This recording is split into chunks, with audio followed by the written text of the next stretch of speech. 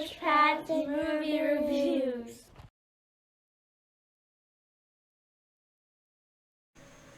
Hey everyone, Average Pat here to sit to chat today about the movie The Art of Racing in the Rain. This movie came out back in August 9th, and unfortunately I didn't get a chance to go see it until last night. Last night I did get a chance to stop and see it and thoroughly enjoyed it. There were a little bit of a hesitation on my part to call it an excellent movie just because of the sheer fact that it's more of a downer than I realized it would be. It's done by the same production company who did the movie Marley and Me. Kind of gives you an idea of where they're going with. The dogs that were in the movie were incredibly well trained. They conveyed the emotion that they needed to perfectly. They conveyed they followed orders perfectly. You couldn't tell there was any kind of hesitation on their part. And the interactions that they had with the actors and the directors apparently were incredible because it was a very smooth movie with the interactions with the animals. I'm going to read from a list here just so I get all the names correctly. Enzo, the main dog in the movie, was voiced by Kevin Costner. Milo Ventimigilia played Denny Swift. Amanda Seyfried played his wife Eve.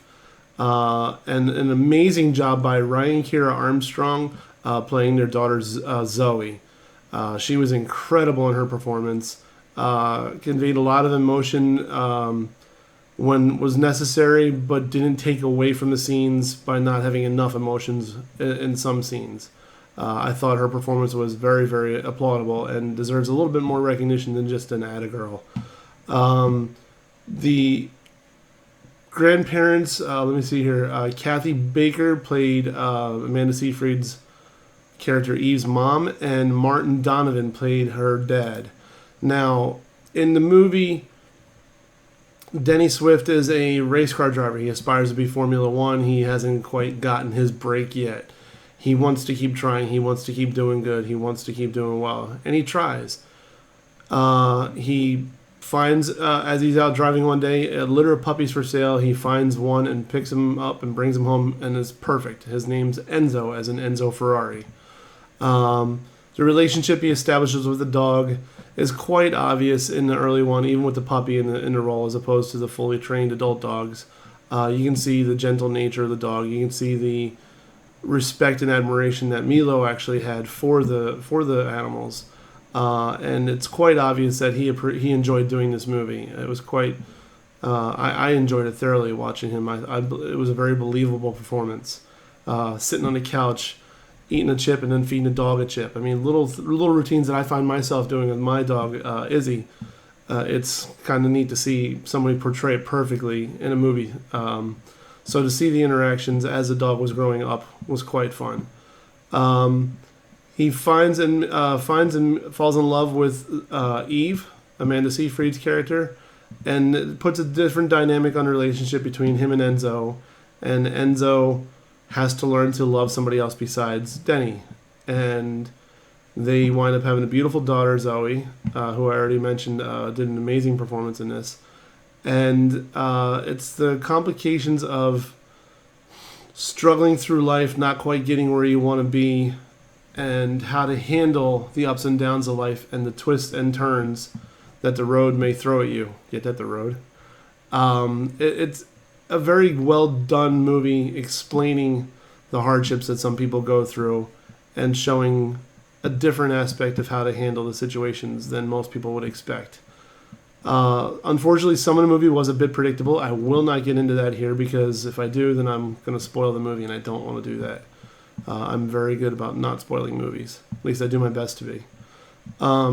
However, that being said, the interaction of Eve's parents and Denny is very stressed, he's never quite good enough for their daughter, and especially with her father. And unfortunately, that comes to play in the movie at some point, and it comes to show yet again another serious curve and a serious twist and turn in life that Denny has thrown. The stress and suspense of interactions with them is quite palpable. It's a little bit on the very unbelievable side. Obviously, it's not a true relationship, but they portray it quite well as one that you could easily understand the frustration and the hesitation of opening up and being good people to somebody who's just trying to do his best. The movie has its twists and turns. It is a little bit on the predictable side. There are some scenes where it's like, oh, okay, this is what's going to happen sometime soon. Okay, that happened. This is what might happen soon. Okay, that happened. However, that does not take away from the movie, in my opinion. Kevin Costner does a voice of Enzo, and if he can get past the gruff, yeah, my name is Enzo. If he cleared his throat once or twice, he would have sounded great. Instead, he sounds like old Kevin Costner. It sounds like Dances with Wolves being narrated all over again, just with a raspier voice. However, the words that he portrays, that the emotions of Enzo, what the dog is going through, and how he conveys that, and what you see in the dog's, for lack of better words, expressions. I believe dogs are very expressive, and in this movie they capture it very well. You can see, some sadness, you can see some joy, you can see the happiness, you can see the stress on the dog's faces. You can see that, and it's believable, and the words that he narrates to go along with it as to what the dog is feeling, how he hates the fact that he doesn't have opposable thumbs, how he wishes he could do more, how he wishes he could drive a car, how he wishes he, could live here forever. Things that, you hope that your pets are able to think, but to hear somebody putting it to a voice of an animal sounds cheesy, but it works very well. And despite the raspiness of his voice, Kevin Costner was a very good choice for the narration of Enzo's voice. Overall, the one major problem I have with the movie is just too darn short. There's a lot of lows and not enough highs to counteract it. Let me look and see exactly how long this movie was. I believe it was close to... It's an hour and 49 minutes. I mean, it really wasn't a very long movie. It felt like it flew by very quickly. It needed to have more ups in it to make it even out. There were some good ups, don't get me wrong. There were great moments. There's a lot of down moments too. Same thing with Marley and Me. Everybody had their great laughs, but everybody was quite sad at Marley and Me. This is not the same story as Marley and Me. Don't make that comparison. It's the same company. So, same production company. So that's the reason I bring that up a second time. The overall story of it is beautiful. It's life through a dog's eyes, and learning how to live the life as a human while being a dog, and learning how to handle the twists and turns of the road, and how to handle the art of racing in the rain. It's a very well titled movie, as cheesy as it may sound. Denny's character is very notorious for being able to race in the rain better than everybody else, and his philosophy on how to do that is the driving force behind the title and the whole storyline.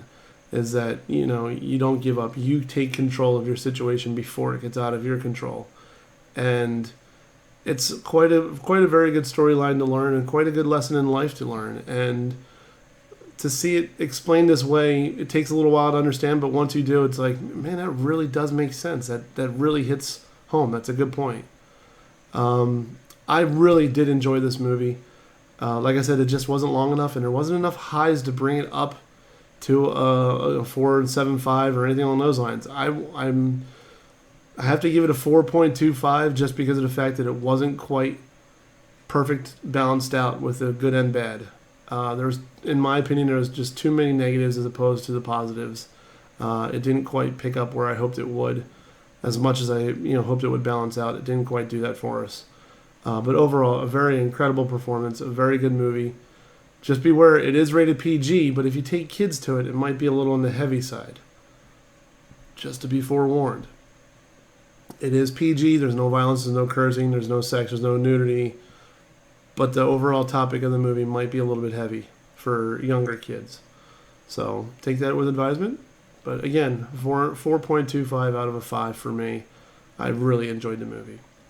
If you'd like my reviews, you like any of my reviews, you like hearing them, you want to see more of them, please like my Facebook page, please like my YouTube page, subscribe to that page for me, please.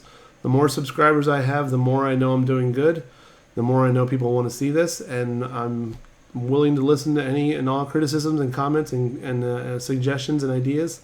Please feel free to leave them on either my Facebook page or my YouTube page. I'm also on Instagram at @average_Pat. I'm doing my best to be more savvy with social media, so look for a lot more things coming out. And pay attention soon. There might be a couple giveaways that I managed to pull off and see who's paying the most attention. And there might be something rewarding out of it for you. So I look forward to giving you guys more reviews. Have a good day. Thanks a lot.